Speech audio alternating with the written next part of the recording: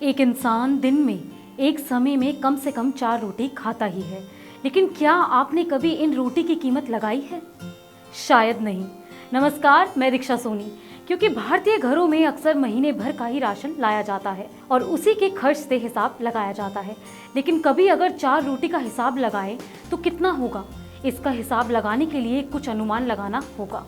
आपको बता दें, 4 रोटी बनाने में औसतन 100 ग्राम आटा लगता है, लेकिन आज से 10 साल पहले 1 किलो आटा 22.48 रुपए का आता था।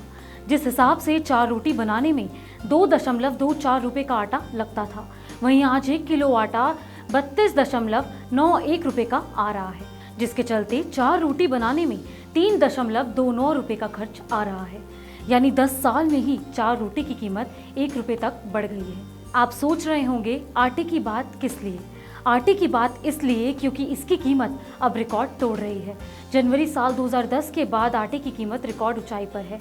उपभोक्ता मामले के मंत्रालय के मुताबिक 9 मई को देश में 1 किलो आटे की औसतन कीमत 32.91 रुपये रही। अकेले एक साल में ही 1 किलो आटे की कीमत 4 रुपये से ज़्यादा बढ़ गई है।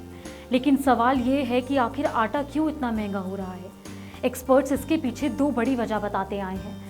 एक्सपर्ट्स के मुताबिक देश में गेहूं का उत्पादन घट रहा है और स्टॉक भी कम हो रहा है, जिसके अलावा देश के बाहर गेहूं की डिमांड भी बढ़ रही है।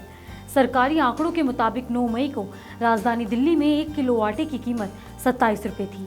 वहीं अंडमान की राजधानी पोर्ट ब्लेयर में 59 रुपये प्रति किलो आटा बिक रहा है। मुंबई में 1 किलो आटा 49 रुपये किलो मिल रहा है। आंकड़ों के मुताबिक इस साल के पहले दिन से ही आटे की कीमत तेजी से बढ़ रही है। 1 जनवरी से अब तक आटे की कीमत 6% तक बढ़ चुकी है।